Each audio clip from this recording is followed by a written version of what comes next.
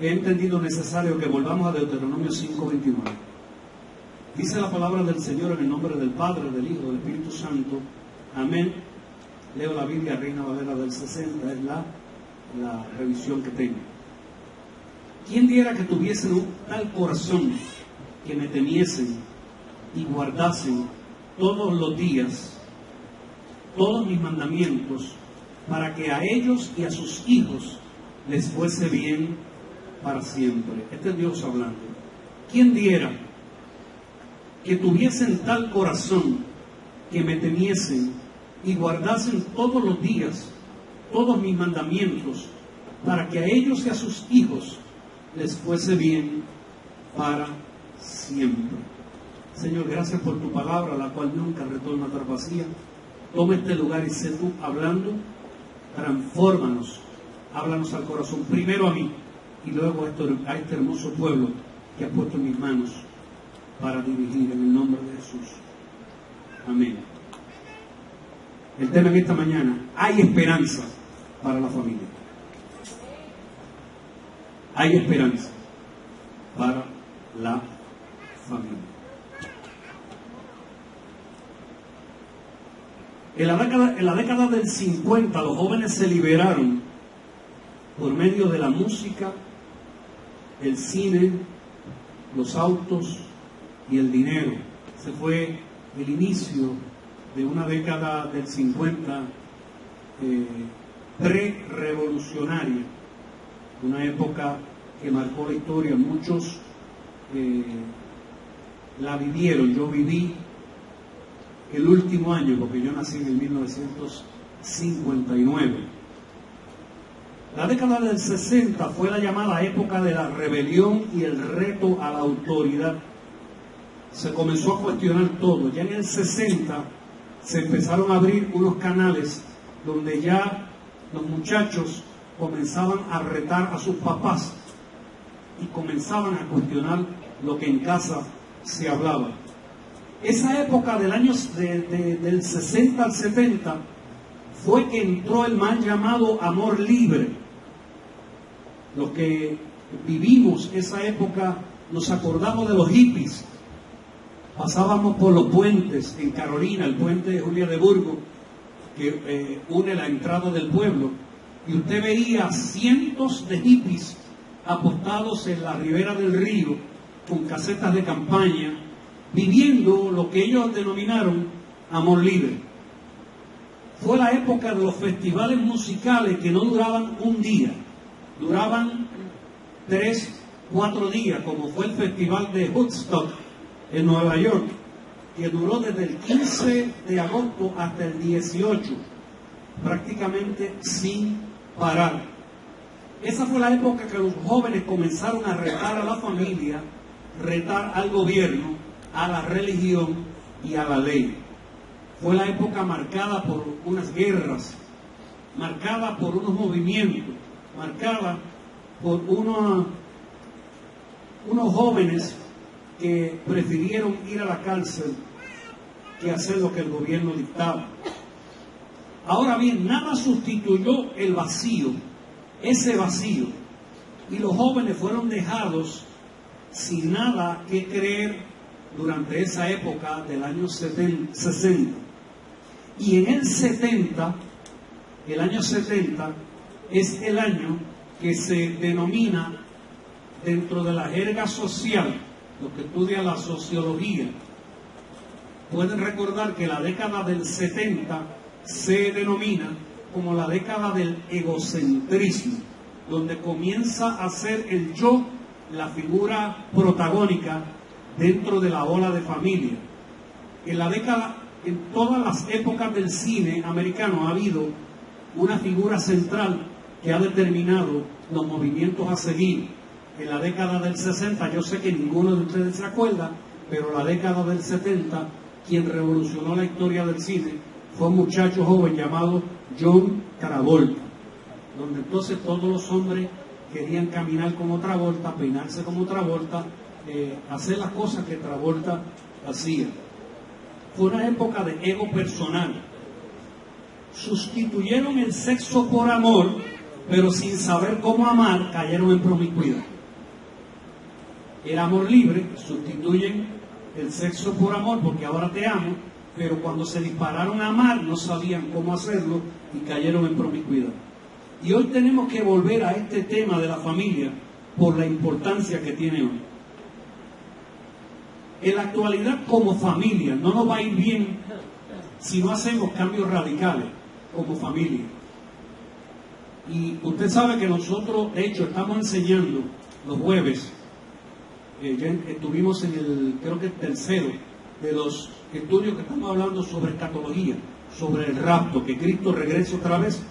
Eso lo estamos hablando el jueves, y nos va a tomar varios jueves más. Pero Dios me ha concienciado de que retomemos el término de familia, porque es necesario que esta iglesia reciba herramientas de qué hacer con mis muchachos, que cada día se ponen más difíciles.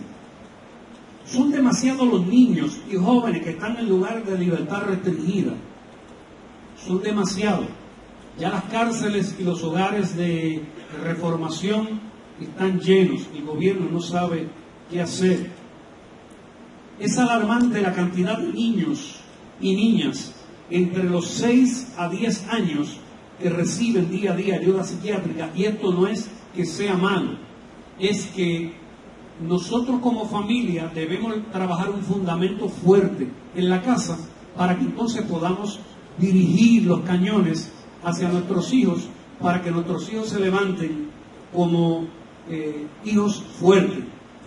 En los Estados Unidos, un hombre que tenía en su mente la visión de comercio preguntó qué iban a hacer en un vertedero que habían clausurado, y alguien le dijo: ese terreno se perdió porque por más de 30 años fueron derramando desperdicios en ese lugar y ya se cerró, así que no se va a hacer nada más con él.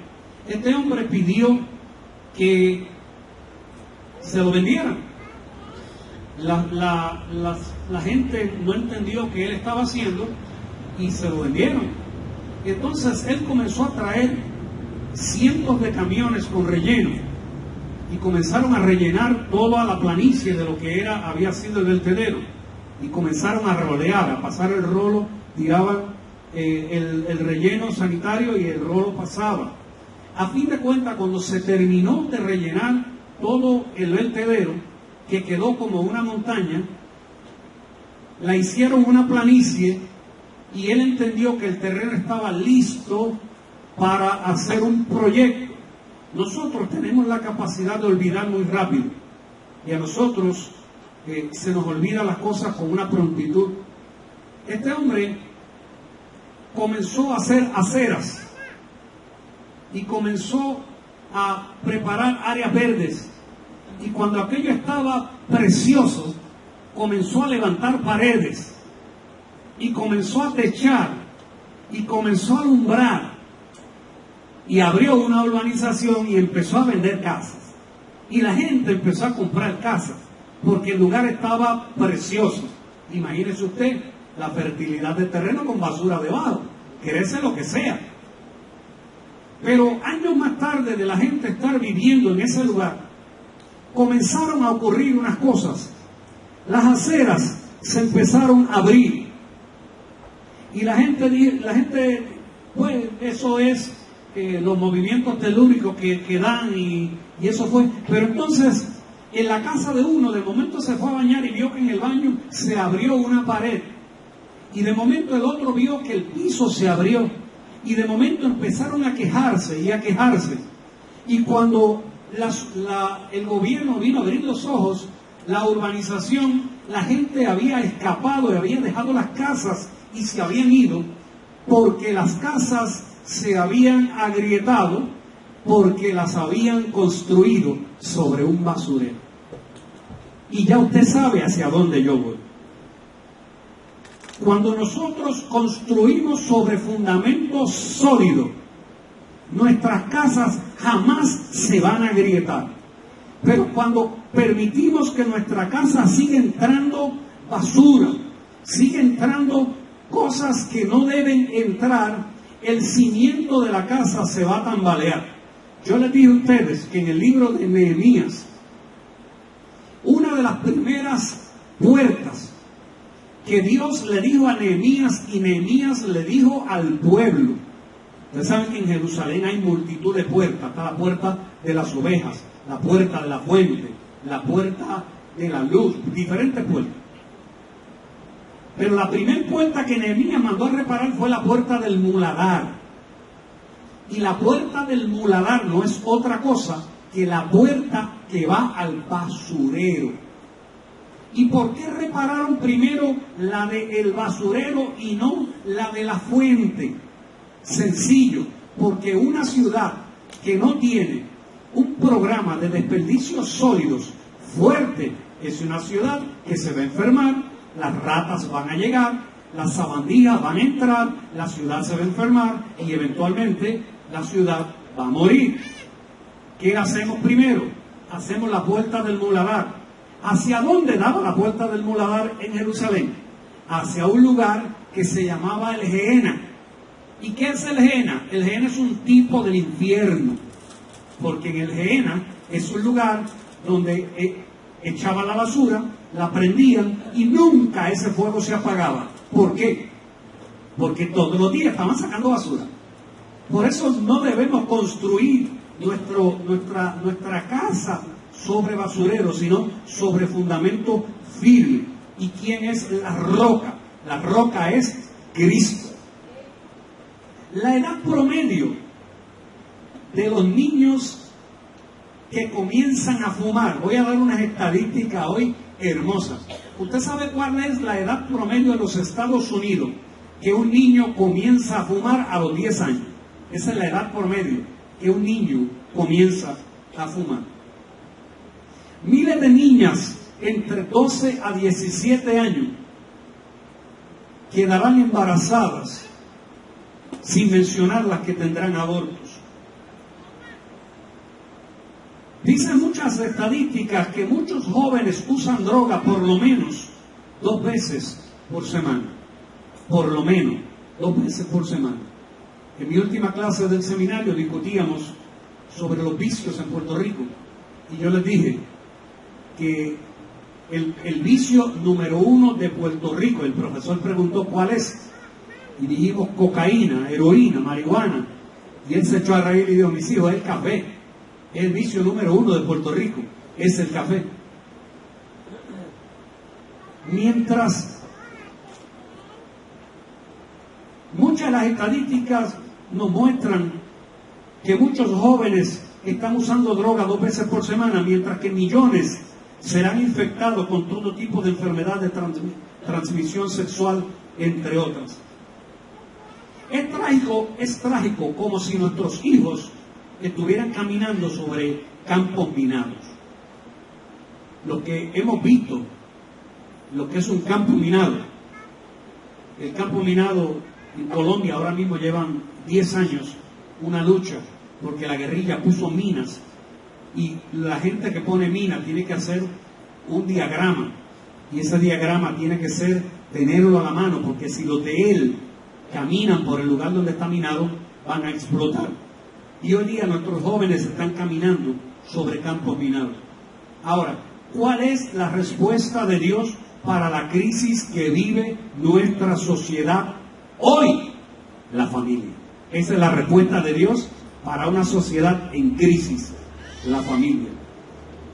La Biblia no ha cambiado, ni ha sido sustituida, ni ha sido enmendada, ni ha sido modificada. Todavía sigue diciendo una verdad absoluta en Proverbios 22:6. Instruye al niño en su camino, y aun cuando fuere viejo, no se apartará de él. Y usted dice, pastor, pero es que mis hijos nacieron en el Evangelio, fueron educados en el Evangelio, y ahora están perdidos en el mundo. Te digo una noticia, la palabra de Dios es absoluta. Un día chocarán con la roca, y un día los verás entrar al templo. No sabemos si es Emanuel, queremos que sea Emanuel, pero volverán a entrar al templo, porque lo dijo Proverbio, que lo instruyamos en su camino, y cuando fuere viejo no se apartará de él. Este pasaje que leímos en Deuteronomio es uno de los pasajes más importantes para los judíos. Los hijos de judíos ortodoxos memorizaban una de las reglas de los hijos de los judíos ortodoxos. ¿Qué es un judío ortodoxo? Un judío ortodoxo es fácil de identificar porque no pasan navaja por su cara, jamás en su vida, ni tijera. O sea que usted ve que la barba está toda descuadrada y que ese judío es ortodoxo. Ellos no pueden tocar la barba con tijera ni con navaja. El pelo lo dejan largo. Usted ve el judío ortodoxo cuando están adorando, que se ponen una cajita en la frente amarrada con un cordón. Esa cajita se llama filacteria y dentro de esa cajita hay una porción de Deuteronomio. ¿Sabe cuál es? Deuteronomio 5 y Deuteronomio 6. Esto que leímos lo tienen ellos escrito en una cajita de madera amarrada en la frente. Cuando usted vea National Geographic y vea esos documentales y vea a los judíos con la boinita y con todo la indumentaria, es que son judíos ortodoxos. Los judíos ortodoxos se encargan de que sus hijos aprendan de memoria. Los que son bravos aprenden la Torá. Muchos de nosotros no sabemos el Salmo 23 de memoria. Y esos muchachitos se saben Génesis, Éxodo, Levítico, Número y Deuteronomio de memoria. ¿Cómo lo hacen? No me pregunte, pero lo hacen. Entonces, volvamos al pasaje leído la semana atrasada. La semana atrasada brincamos de este pasaje de Deuteronomio 5:29 a Deuteronomio 6, que para los judíos le llaman ellos el Shema o el Rema. Rema es otra interpretación, pero también ellos llaman a esto como Rema, como palabra de fuerza. Y este pasaje grita que habrá un futuro promisorio para la familia, porque yo tengo que decirlo como pastor, no todo es malo. No todo es malo. Cuando hablamos de familia, ya mucha gente está prejuiciada y rápidamente piensan lo malo. Piensan lo malo. Si vemos a una persona caminando a pie de noche, un delincuente, mira, a lo mejor lo dejó a pie el carro. ¿Cuántas veces nosotros no hemos estado, verdad, a oscuras? Este pasaje grita que habrá un futuro promisorio para la familia. Cuando tú lees el verso 1, ya te habla de un decreto. Estos pues son los mandamientos, estatutos y decretos que Jehová vuestro Dios ordenó, dio instrucción, que os enseñase, para que los ponga por obra en la tierra a la cual pasáis vosotros para tomarla, para que temas a Jehová. Primera instrucción, para que temas a Jehová, guardando todos sus estatutos y mandamientos que yo te mando. Tú, tu hijo, el hijo de tu hijo, o sea, tu nieto, todos los días de tu vida, para que tus días sean prolongados. Ahí tú encuentras de entrada unas instrucciones que Dios le dice a Moisés. Ahí están las instrucciones para que te vaya bien a ti, a tu familia y a tus nietos. La madrugada yo oraba por Sofía. Sofía llega en diciembre y ya hay unas bendiciones esperando para mi segunda nieta que llegue en diciembre. Ya hay unas bendiciones, ya hay unas bendiciones que ya entraron a Sofía en el vientre de mamá. ¿Cuáles son esas bendiciones? La que abuelo y abuela están intercediendo por ella. Pero hay unas bendiciones que todavía no han entrado en Sofía. Esas bendiciones están paraditas a la puerta esperando que Sofía salga. ¿Cuáles son esas bendiciones? Pues Sofía tiene bendiciones de papi y de mami, porque es la cuarta generación. Y es hasta la cuarta generación que llegará la bendición de Dios, y aún más, pero bíblicamente hasta la cuarta. Entonces, ese es el plan de Dios.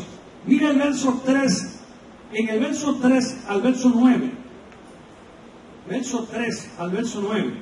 Oye pues, oh Israel, y cuida de ponerlos por obra para que te vaya bien en la tierra que fluye leche y miel, y os multipliquéis, como te ha dicho Jehová, Dios de tu padre. Y entonces en el 4 comienza el Shema. Dice, oye Israel, Jehová nuestro Dios, Jehová uno es. Y amarás a Jehová tu Dios de todo tu corazón y de toda tu alma y con todas tus fuerzas. Y estas palabras que yo te mando hoy estarán sobre tu corazón. Subraya eso.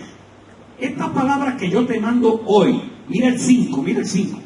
Y amarás a Jehová tu Dios de todo tu corazón. De todo tu corazón. Pero el 6 dice, a Jehová tú amas de todo tu corazón. Pero el 6 dice que las palabras que Él te manda estarán sobre tu corazón. Ese es el plan de Dios para que la familia tenga un futuro promisorio. Cuando yo nací, me crié, era un tiempo diferente a lo que está viviendo mi hija, Jayshi Marie, Isabela, mi nieta, y lo que va a vivir Sofía y James, su papá. En la época de mi papá y mi mamá fue otra cosa. Papi y mami nacieron antes de la televisión. Nacieron antes de que hubiesen alimentos enlatados, congelados. Nacieron antes del plástico. Nacieron antes de los contact lens, antes de los rayos láser. Yo sé que muchos muchachos dicen, ¿cómo vivieron sin eso? Nacieron antes de las lavadoras y secadoras. ¿Cuántos se acuerdan aquí? Bueno, después de María, sí, pero ¿cuántos se acuerdan antes de María de lavar con una tabla? De azotar la ropa en una tabla, de azotarla en una piedra. ¿Cuántos se acuerdan aquí? Voy a hablar en lengua, del jabón añil. De lucha, el Señor está hablando. La barrita del limpiol. Pero el añil que venía en un cuadrito así, Antonio se acuerda de eso. Antonio no se acuerda, Mari sí. El almidón, hermano, el almidón hoy es un spray, es un quitado. El de antes era una caja, había que echarlo en agua, moverlo. Y entonces usted ponía la pieza, metía la mano y hacía. Y sacudía y entonces pasaba la plancha. Nacimos antes de la lavadora y secadora, mi papá. Antes de que fuésemos a la luna, nacieron papi y mami. Ahora, en aquellos días de mi papá y mi mamá, primero había que casarse para hacer las cosas bien. Había que casarse para hacer las cosas bien. Siempre había la nota discordante, pero era eso mismo. Era una nota discordante. Siempre había la que cogía la pangola y se iba. Pero siempre la familia se encargaba de que salieran de la casa debidamente casados. Había una relación significativa de lo que es llevarse bien en la familia. Usted veía familias que decían, se casaban, y entonces decían, el miércoles vamos a comer en casa. Toda la familia comía el miércoles en casa. El jueves en casa de la otra hermana. El viernes en casa de la otra hermana. Y se rodaban, y era una armonía. Y cuando se iban a unir, se sentaban, eso era, hermano, pelaban el más lindo. Una cosa tremenda. Pero había una armonía. Yo recuerdo de mi niñez en casa de mi abuela y de mi abuelo por parte de madre. Se reunían, eran 14 hermanos, eran 14. Con sus esposas, esposos, con sus hijos, con sus nietos. Era una ganga, era una tribu, era una aldea lo que había allí. Y esa noche nos reuníamos, oigan hermano, y a todos nos ponían un envase en la falda lleno de gandul, porque era noche de desgrane de gandul. Y entonces nos reuníamos todos, habían como 3 círculos, y entonces el viejo, abuelo Chano, se paraba en una esquina, abuela en la otra, abuela era media cacarrabia, el viejo era un canto de pan con ojo. Entonces empezaban a hablar de San Ciprián, San Ciriaco, San Felipe. Y entonces nosotros los nenes así, no había televisión nosotros. Y entonces nos asustábamos con los gusanos en la vaina que salían, y se los enseñábamos los gusanos verdes. Todo eso fue la niñez de nosotros, la niñez. Ahora, yo soy parte de una generación que nos llaman los boomers. ¿Por qué a nuestra generación nos llaman los boomers? Porque todo el que nació entre 1946 y 1964, usted pertenece a la generación boomers. ¿Por qué? Dice la generación boomers después de la Segunda Guerra Mundial. Por eso se acuñó el término de la generación boomers, entre el 46 al 64. Nosotros, los boomers, no conocimos la liberación femenina, ni los derechos que hoy se pelean para las personas del mismo sexo. Cuando yo nací no existían las computadoras, ni los teléfonos celulares, ni las citas por internet. Cuando yo nací, la música que se escuchaba era lo que se llamaba, que está en peligro de extinción, se llamaba radiotransistores. Porque era un radio que tenía unos transistores pequeñitos y eso hacía que usted pudiese escuchar.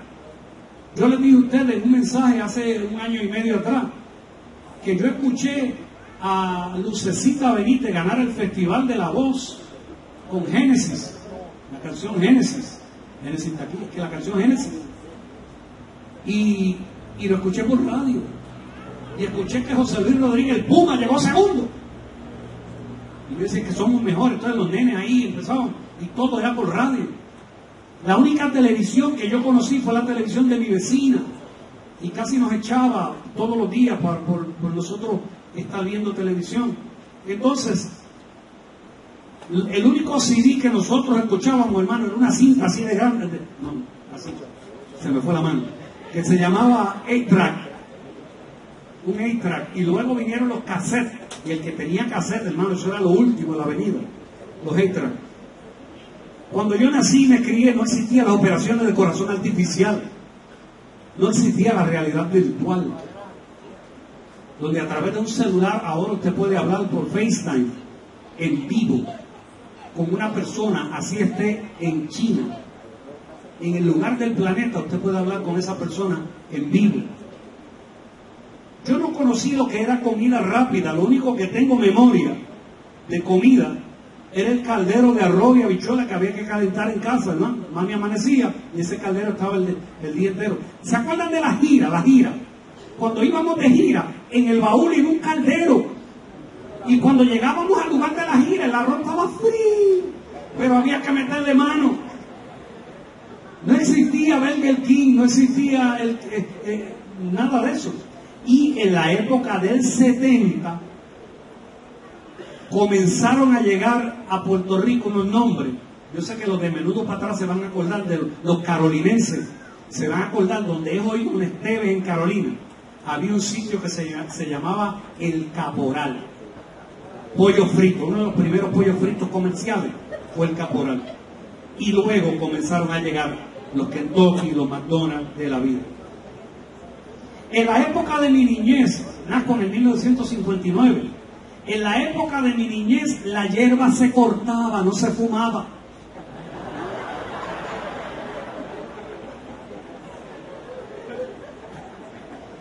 La coca era una bebida gaseosa, que dicho sea de paso, la fórmula original de Coca-Cola tenía cocaína. Por eso se llamaba coca, que proviene de la hoja, y cola, que la cola viene de otro árbol. La mezcla de la hoja con el producto del árbol salió la Coca-Cola, que dicho sea de paso es el nombre comercial más famoso en la historia del planeta Tierra. El nombre Coca-Cola.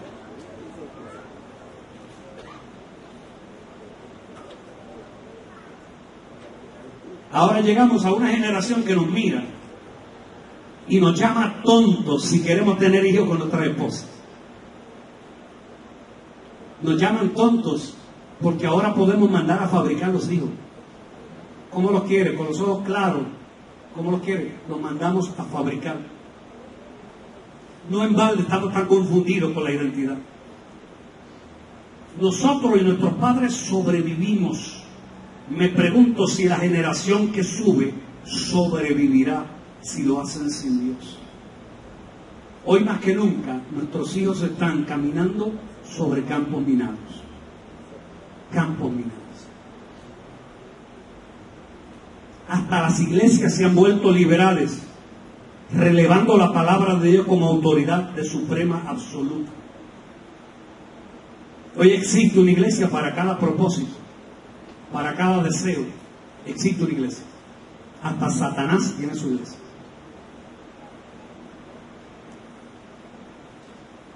Me decía mi hermano Juan Romero en una conversación que tuvimos cuando pasábamos el trim en casa de Mini, que hasta en el ejército americano hay capellanes de la iglesia de Satanás, porque hay miembros de la iglesia de Satanás que son militares.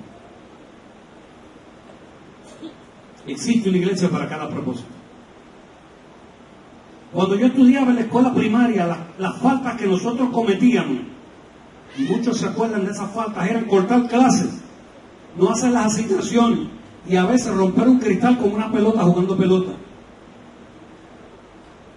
Hablando de eso, ¿cuándo fue la última vez que usted vio muchachitos jugando pelota? Yo no me acuerdo cuándo fue la última vez. ¿Cuáles son las faltas de los estudiantes hoy? ¿Cuáles son las faltas?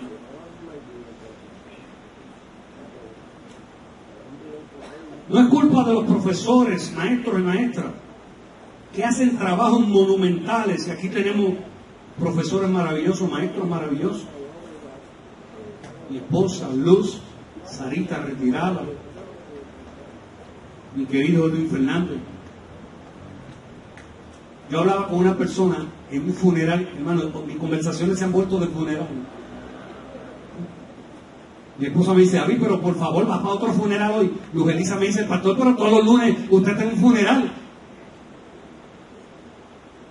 Hablaba esta semana con una mujer bella, que estaba en el funeral de la mamá de Mary Castro, la administradora del hospital de Carolina. La mamá falleció, estábamos en el funeral de ella. Entonces me encontré con una ex maestra que me dio clase cuando yo estaba en escuela elemental. Y entonces en la conversación con ella, yo le decía, Carraquillo, el mundo da tanta vuelta. Mi maestro de escuela intermedia ahora es mi oveja. Y ella se reía y me decía, ¿de verdad? ¿Y quién fue yo? Edwin Fernández. Edwin me mandó a pedir 20,000 cosas porque ella necesita hablar con Edwin. Y yo le digo, allí está conmigo y nos estamos gozando. Un gran hombre. Dios me da, hermano, eso es un honor. El hombre que me levantó en el conocimiento, no sé, tengo dudas si las matemáticas entraron alguna vez acá arriba, pero fue mi maestro de matemáticas. El hombre que Dios usó para moldear mi carácter, hoy está conmigo sentado, bendiciéndome él, su esposa, su familia. Dar un aplauso al Señor por eso. Te honramos, el amado, te honramos. Ellos hicieron lo que pueden y hacen lo que pueden, pero no pueden hacer mucho frente a la violencia, vandalismo, armas, padres que llegan y retan el sistema. Y llegan y plantan banderas, dicen, y entonces alguien dice, ese es el tirador, ese es el dueño del punto en la esquina, como para amedrentar al maestro. Muchachitos que han entrado y papá ha agarrado a la maestra para que el nene le dé. Yo no estoy hablando de algo en una teoría. Lo que le estoy diciendo ocurrió. Pastor, ¿dónde? En Japón. No, aquí en Puerto Rico. Papá agarraba a la maestra para que el nene le diera. A otro papá se metió al salón y sacó al maestro por la camisa y frente a los estudiantes le dio. Y después le dijo, ahora arréstame, que voy a matar a toda tu familia. Y ahora por miedo el hombre se tiene que quedar golpeado porque dice, puede matar a mis hijos. ¿Dónde estamos y a dónde hemos llegado?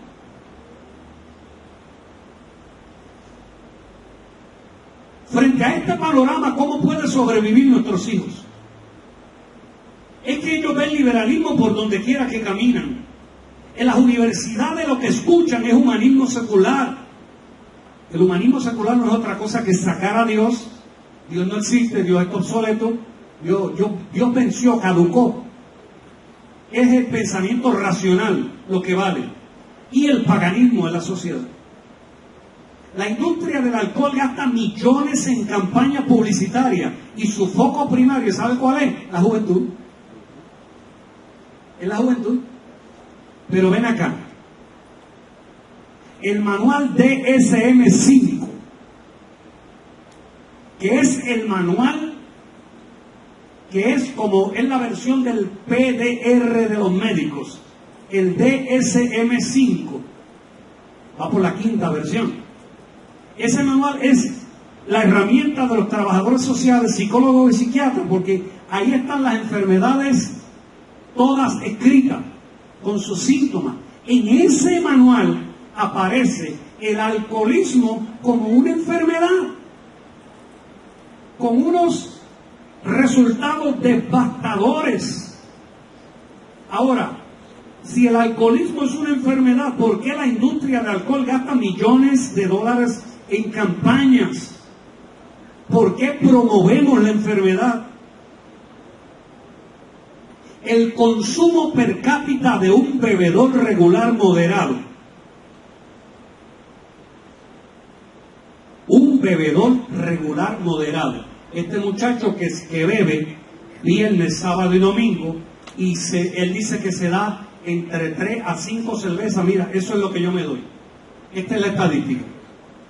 El consumo per cápita de un bebedor regular moderado es de 35 galones de cerveza por año. 35 galones de cerveza por año. Hay quien dice, es que beber cerveza no es tan malo comparado con otras cosas. Si no es tan malo, tampoco es tan bueno, porque, estadística, 1 de cada 15 personas bebedoras terminará siendo alcohólico. 1 de cada 15. 2 de cada 30. Siga sumando. O sea que realmente no es tan malo. Terminarán siendo alcohólicos. Nunca un producto del alcohol ni un comercial dirá lo que realmente hace el alcohol. Y la hipocresía más grande es que las utilidades de la venta de alcohol van para las escuelas públicas, ayudar a la educación de los niños. Las utilidades de las fábricas de ron de nuestro país.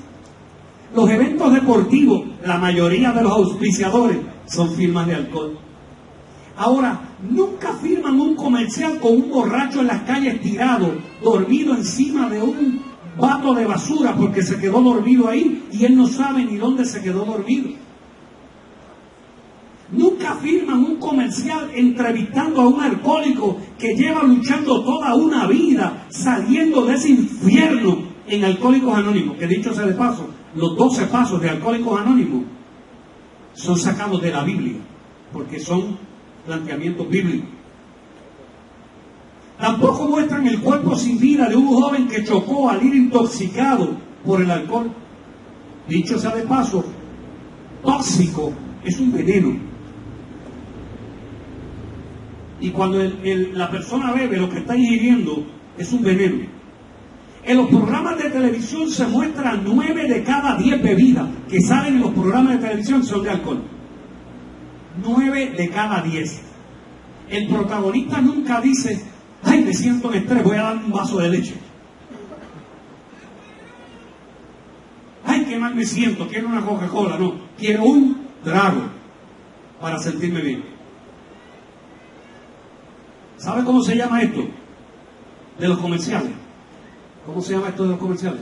Esto se llama un condicionamiento clásico. Los que han estudiado psicología, ¿se acuerdan de un famoso ruso llamado Ivan Pavlov? Que acuñó la frase de acondicionamiento clásico y acondicionamiento operante. ¿Y qué era esto? Esto era un experimento donde él mete a un perro en una jaula y el perro tiene un lugar donde va a salir la comida Entonces, él tocaba una campana primero. Y cuando tocaba la campana, el perro escucha la campana y no sucede nada. Pero de momento, en el segundo experimento, él toca la campana y aparece un pedazo de carne para el perro. En el tercer cuadro, ahora, él toca la campana, el plato se mueve, pero no aparece carne, y cuando miran al perro, está salivando. Eso es un condicionamiento clásico. Eso es cuando usted se predispone a algo que cuando entonces ya usted sabe que va a ocurrir, lo necesita, todas las emociones del cuerpo se agitan. Pastor, es que yo voy con ellos a la fiesta. Ellos beben, pero yo me cuido, yo tengo una Coca-Cola. De hecho, 7-Up, y le echo un poquito de Coca-Cola y le pongo un palito para que no me pregunten qué estoy bebiendo y ellos crean que estoy bebiendo Cuba Libre. ¿Sabe cómo se llama eso en la Biblia? Eso se llama apariencia de pecado. Alguien me envió un video fascinante esta semana, se lo envié a Rafi, donde una muchachita le dice a papá, Ginette fue, ¿verdad, Ginette siempre esas cosas buenas me las envía.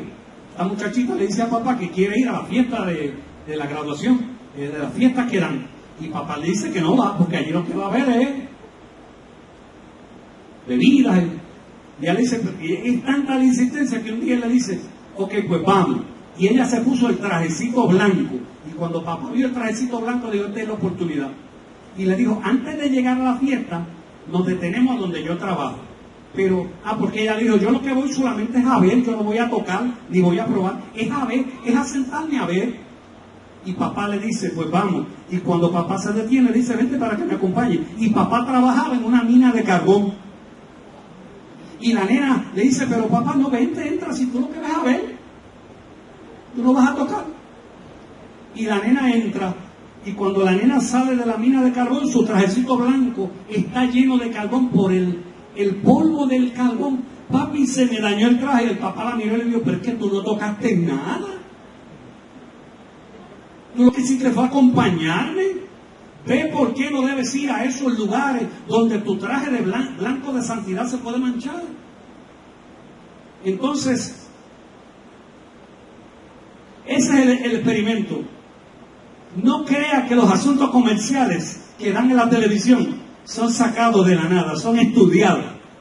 El 88% de las escenas de sexo en la televisión son fuera del matrimonio, según la historia del melodrama. Era el amante o era el amante, no era el esposo, de acuerdo al capítulo. ¿Cuál es el mensaje? Que el adulterio no es malo. Es un estilo de vida entre adultos que pueden hacerlo. Hay gente en las casas, y esto no lo digo por usted, pero a usted se lo digo. Vamos a ver una película y le decimos a los nenes, váyanse para allá que ustedes no pueden ver esta película. Si ellos no la pueden ver, ustedes tampoco. Le estás prendiendo la duda de qué es lo que mami y papi ven que yo no puedo ver.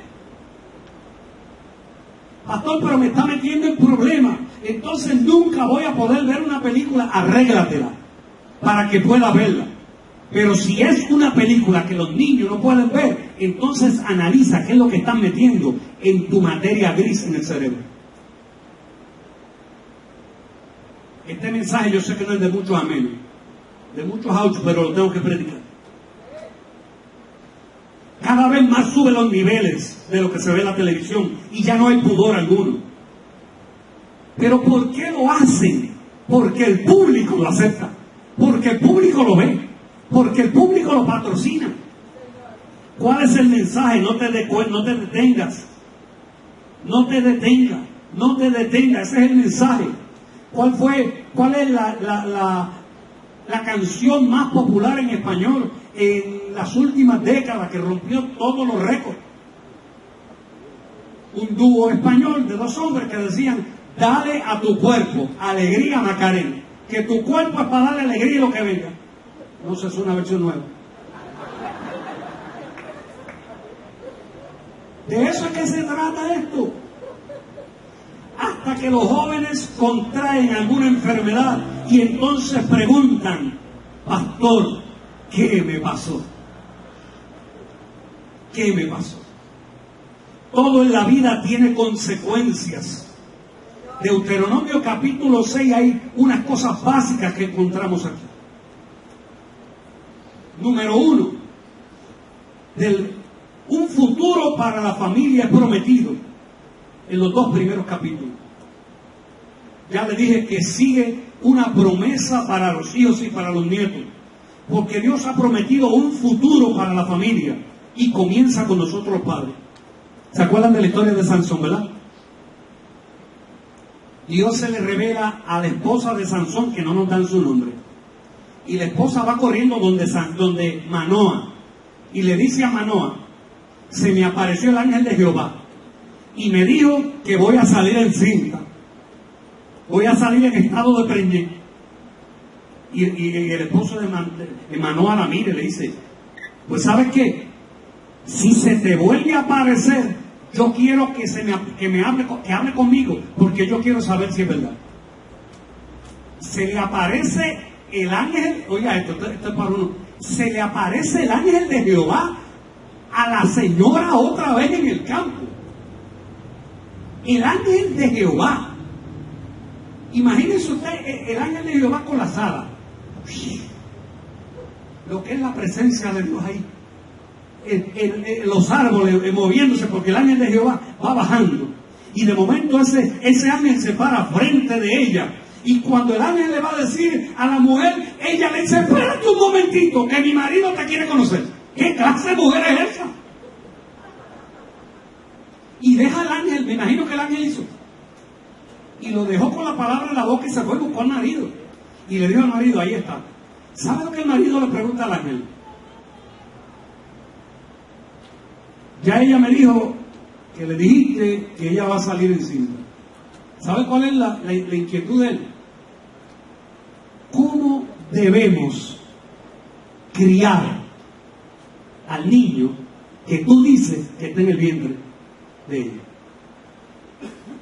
¿No cree usted que debemos ir a la cruz y decirle a Cristo cómo debemos criar a nuestros hijos?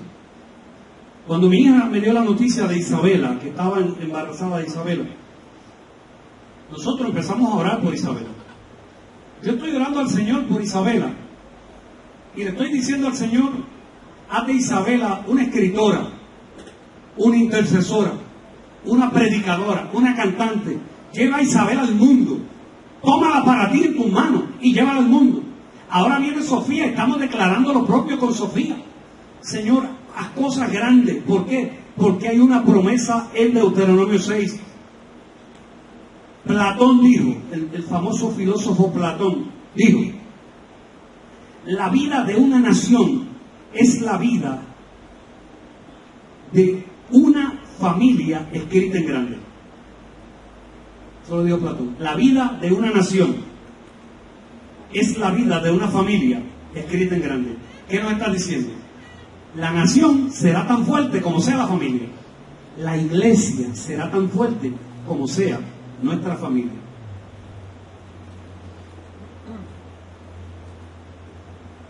El paso número 2 lo vemos en los versos del 3 al 5. Un fundamento para la familia es provisto. ¿Cuál es la base de ese fundamento? El fundamento para la familia, la base, es el amor a Dios con el alma. El amor a Dios con el alma. Esa es la base para levantar una familia fuerte. Carlos Marx, el fundador del comunismo, era judío. Nació en una familia judía. Sus padres eran judíos ortodoxos, o sea, que iban a la sinagoga, se exponían a la Torá, a la palabra en la sinagoga. Un día llegó su papá y dijo en la casa, no vamos a ir más a la sinagoga. Y Carlos Marx, siendo un niño, le preguntó, papi, ¿y por qué no vamos a ir más a la sinagoga? Y le dijo, porque ahora vamos a ir a una iglesia luterana. Y Marx, siendo un niño, le dice, papi, pero ¿por qué vamos a ir a la iglesia luterana ahora? Esta es la contestación histórica. Es que conocí gente donde puedo hacer mejores negocios en la iglesia luterana que en la sinagoga. Y Carlos Marx nunca pudo entender cómo mi papá no tenía convicciones y tomaba el lugar donde se suponía adorar a Dios para hacer negocios. Se sintió tan mal y desilusionado por esta decisión que pensó que su papá no tenía convicción. Frustrado se fue a Inglaterra cuando tuvo la edad para irse, y en Inglaterra fundó su ideología comunista, que la base del comunismo es que la religión es el opio de los pueblos. Esa es la frase famosa de Carlos Marx: la religión es el opio de los pueblos. Todo por un padre que no tuvo convicción. Lo que le voy a decir ahora se lo digo en autoridad pastoral. Si la religión que usted practica no le hace más íntegro, más honesto, mejor padre y esposo, mejor amigo, yo como pastor de esta casa le digo, cambie de religión. Si la religión que usted practica no le hace a usted más íntegro, más honesto, mejor padre, mejor esposo, mejor amigo, tiene la bendición pastoral para cambiar de religión. Porque venir a esta casa se supone que usted sea un mejor padre, un mejor amigo, un mejor consejero, un mejor familiar, un mejor hermano. Se supone que la casa suya sea la que sus hermanos van a consultarle a usted, porque de usted tiene que salir una idea grande y maravillosa para seguir hacia adelante. Dios no quiere que practiquemos una religión, Dios quiere que tengamos relación. La única forma es a través de Cristo, que es el único camino, y de Jesús. Una ex primera dama de los Estados Unidos dijo que se requiere una aldea para cuidar un niño, para criar un niño. Dijo esta ex primera dama de los Estados Unidos que se requiere una aldea para criar un niño. Ella está equivocada. Se requieren familia para formar una aldea. Se requieren familia para formar un niño, y se requieren familia para formar una aldea. Salmo 112, verso 1, lo leímos la semana pasada, hoy vuelve a tener preeminencia. Salmo 112, verso 1. Bienaventurado el hombre que teme a Jehová, y en sus mandamientos se deleita en gran manera. Su descendencia será poderosa en la tierra, la generación de los rectos será bendita. Poderosa en la tierra. Versos de Deuteronomio 6, verso 6 al verso 9. Ahora está la número 3, que son instrucciones. Instrucciones. La número 1, un futuro para la familia, es prometido. La número 2, un fundamento para la familia, es prometido. Y la número 3, unas instrucciones. Estas cosas que te mando hoy estarán sobre tu corazón. Sobre. El diccionario define sobre, encima, protección, cobertura. Tenemos que ser convincentes con nuestros hijos. Convincentes. Mira, te dije que aquí no se come grasa, y él tiene un hamburger doble carne en la mano. Aquí no se habla malo y las palabras son de él. Tenemos que ser convincentes en la casa. Las cosas que te mando hoy estarán sobre tu corazón. La ley de Dios debe cubrir nuestros corazones y debe ser de manera natural, de forma que el verso 7 salga del alma y no de la boca. ¿Qué dice el verso 7 de Deuteronomio 6? Debe decir que estas cosas las repetirás. Las repetirás. Repetirás es consistentemente. Otra definición de repetirás es las inculcarás. Debemos ser consistentes con nuestros hijos, siempre. Entonces, ¿cómo usted va a ser consistente con sus hijos? Isaías 28:10 te da una clave. Te la regalo esta mañana. Isaías 28:10 te da una clave para que usted sea consistente con sus hijos. Miren en la pantalla, si me la pusieron bien. Todavía no la miren. Ahí está. Esa es Isaías dándonos una idea, unas herramientas de cómo usted va a ser consistente. Porque mandamiento tras mandamiento, mandato sobre mandato, renglón sobre renglón, línea sobre línea, un poquito aquí, un poquito allá. Ese es el mandamiento para usted ser consistente. Mire, yo escuché uno de los sermones más extraordinarios que yo escuché, si no el más extraordinario, en la boca de un hombre llamado Sandalio Negrón. Fue ese texto. Cuando él terminó de leer, yo dije, ¿de qué el viejo irá a predicar de eso? Hoy, más de 40 años después, yo les estoy diciendo a ustedes que fue uno de los sermones más extraordinarios. Isaías dice, enseña consistentemente, enséñale un poquito aquí, un poquito allá, una línea, otra línea, precepto, precepto. Enseña la palabra de Dios con tu vida, día tras día, y el efecto se va a acumular y será poderoso. Mira cómo dice la Biblia textual. Dios tocó el corazón de Lisandra y Alfredo y me regalaron de mano la Biblia textual, una joya de la literatura. Mira cómo dice la Biblia textual, el verso 7 de Deuteronomio 6. Deuteronomio en la Biblia Reina Valera dice, y las repetirás a tus hijos y hablarás de ella estando en tu casa. Mira cómo dice la textual. Y las inculcarás a tus hijos y hablarás de ella sentado en tu casa. O sea que para hablar de ella, tú no puedes hablarle a los hijos de pie con el celular en la mano. Porque tus hijos van a entender que tienes prisa. Te tienes que sentar para hablar con tus hijos. Tenemos que dedicar tiempo, escucharlo, jugar. Y si eres adulto y no lo hiciste, todavía hay tiempo. Hay tiempo. Hay tiempo de abrazarlo. Yo estoy escribiendo una experiencia de mi hija. Y yo les contaba a ustedes. Mi hija estaba en kinder en un colegio bilingüe en Carolina. Y el día del field day, la noche antes del field day, celebrábamos el field day en la cama, ella y yo.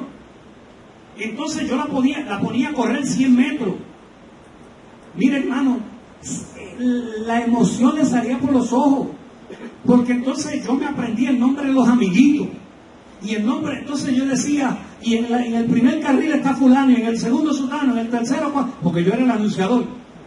Y entonces, y en el cuarto carril va a correr en el evento de hoy, Yechi Marín Negrón, y se emocionaba, y de momento le rompíamos la carrera y ya están en carrera. Y en el primer carril va John Luke, mira, me acordé yo uno, John Luke iba en el primer carril, iba corriendo, iba adelante y al frente, pero aparece Yechi en el carril número 6 por la parte de afuera.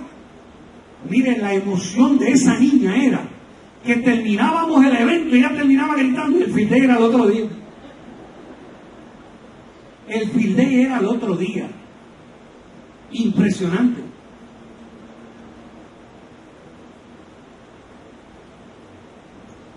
Recuerdo a Manuel Rivera Morales, las Olimpiadas de Alemania en el 70. La década del 70, las Olimpiadas en Alemania, y Manuel Rivera Morales, el olímpico, narró el juego de Puerto Rico y la victoria de Puerto Rico, que fue monumental en el baloncesto. Pero cuando terminó, le dijeron, Manolo, la transmisión no salió. Y Puerto Rico está esperando el juego. Eso está en la historia de Puerto Rico, hermano. Manuel Rivera Morales cogió las estadísticas, la puso sobre la mesa y le dijo, cuando tengan señal me avisan. Le dijeron, hay señal, y comenzó a narrar el juego como si se estuviese llevando a cabo, y el juego hacía 3 horas se había terminado. Y la emoción que él le puso, pues yo me parecía a Manuel Rivera Morales conmigo. Verso 8 dice, y las atarás como una señal en tu mano, y estarán como frontales en tus ojos. El tener los mandamientos de Dios como frontales en nuestros ojos significa controlar nuestros pensamientos. Atar los preceptos significa que todas nuestras acciones están controladas por la palabra de Dios. Mire, alguien que venga a cuestionar la palabra de Dios a tu vida no es un amigo. Aléjate de él. Consejo pastoral. Pastor, pero no diga eso, que usted tiene sí. Pero alguien que te venga a mofar de la palabra, sacude los pies y sal corriendo. No es un amigo. Verso 9 nos da instrucciones de cómo debemos decorar las casas. Decorar las casas. Mira el 9, mira el 9. Ponme el 9. Ahí en la pantalla, está ahí. Y las escribirás en los postes de tu casa y en tu puerta. Está hablando de cómo tú debes decorar tu casa, mujer de Dios. En tu casa debe tener la presencia del Espíritu Santo. Yo fui a visitar la casa de un pastor hace muchos años. Y cuando entré, lo que vi fue un cuadro en la pared, que aquello parecía un demonio en la pared. Y yo miré, yo dije, luego fui varias veces, hermano, no, por el respeto que él tenía, nunca me atreví a decirle, hermano, bote eso. Yo no sé por qué, esto fue a última hora que el Señor me dio esto.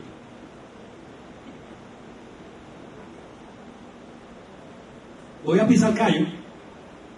El Señor me dio esto a última hora. Dios nos da instrucciones de cómo debemos decorar la casa. Aún decorando la casa, debe haber, nuestra casa debe hablar que nuestro hogar es un hogar cristiano. En nuestras casas no deben haber figuras de sol y luna. Porque las figuras de sol y luna son, desde que se hacen, son dedicadas a una deidad. Cuando usted llega a su casa, verifique. En su casa no debe haber símbolos de yin yang. Eso es ocultismo. El símbolo del yin yang es ocultismo. La fuerza del mal peleando con la fuerza del bien. Eso es ocultismo. En su casa no deben haber estrellas pentagrama. Ese es el símbolo satánico. La estrella de 5 picos. La de David tiene 6. Estrella 5 picos es un símbolo satánico. En su casa no debe haber símbolo del zodiaco. Ahí hay ocultismo envuelto.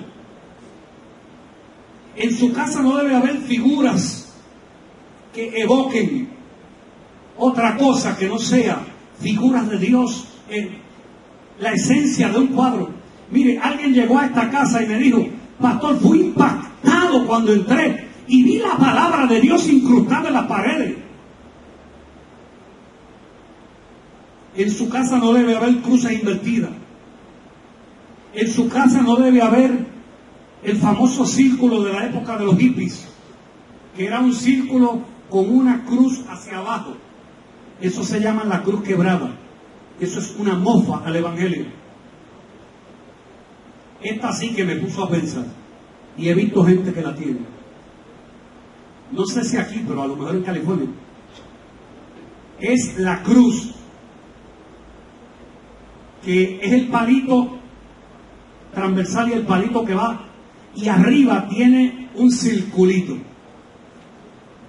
La cruz con un circulito en la parte de arriba es un símbolo de la religión. Le llaman la cruz con el cero oblongado.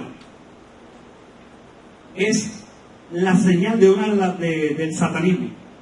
La suástica, que es la cruz de Hitler, la suástica que representa el pulso del sol y un boomerang. La T mayúscula, que le llaman la cruz Tao, es el símbolo del dios Matras, persa, es masonería. Aquí voy a pisar pirámides, voy a pisar las pirámides en las casas. Las pirámides, suerte y adivinación, saque eso. Nuestra casa debe reflejar a Cristo desde adentro hacia afuera, desde lo material hasta lo espiritual. En mi casa, Dios tiene que ser primero, y las repetirás a tus hijos, y caminando por el camino, y andando, y cuando se levanten, tú le dirás a tus hijos, Dios es primero. Mami, ¿por qué Dios, por qué papá está orando? Papá está orando porque está hablando con Dios para que Dios nos bendiga, nos cuide, nos guarde, te guarde a ti en el camino. Ese debe ser el clamor de nuestros hijos. Por eso en esta mañana el Señor me decía, insiste que la familia tiene esperanza. Pero para que sepamos que la familia tiene esperanza, tenemos que saber dónde estamos anclados. Esta casa tiene una mujer bella que amamos, una mujer que respetamos, una mujer de respeto en esta casa. Y nos testificaba que un día en oración el Señor la confrontó y le dijo, quiero que saques todos los elefantes que tienes en la pared. Y nos decía aquí con lágrimas, pastor, yo tenía la pared llena, pero llena de elefantes, de colección. Y el Señor le habló a ella y la confrontó y le dijo, saca eso. Y ella lo sacó. Hay otros que tienen en la alacena una botella de palo viejo y ron escondido. Y dicen, eso es para la visita, porque cuando vienen las parrandas a casa, hay que tenerle eso, hermano. Ya tu casa no es casa de parranda con licor. Si van a tu casa por el pitorro, nos decía Néstor que cuando Dios lo salvó, se fue debajo de donde del gavetero no, del gabinete, y empezó a sacar galones bueno, destapó todas las cañerías, las destapó. Hay gente que dice, yo lo regalé, no regale eso, bótelo. Dios quiere que santifiquemos nuestra casa. Hoy cuando llegues a tu casa, hoy, mira tu casa, mira las paredes, mira el cuarto, mira el tocador, mira las figuras que tienen. Yo tengo una duda con una figura en casa. Sí, tengo que, hermano, tengo que, ¿verdad?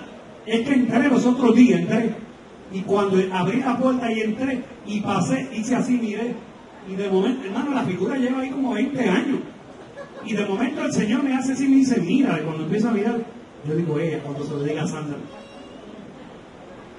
Pero gloria a Dios que nos da la capacidad para. Cuando vayas a tu casa hoy, mira tu casa, mira tu carro. Tu carro debe ser el templo del Espíritu Santo. Es donde el siervo del Señor y la sierva del Señor se montan. Padre, en el nombre de Jesús.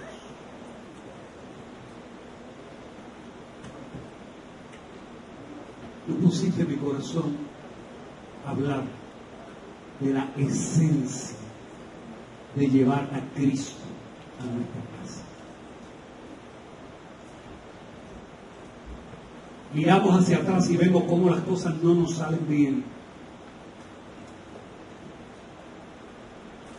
Y no nos damos cuenta que tenemos 3 lingotes y 2 mantos babilónicos escondidos en la casa.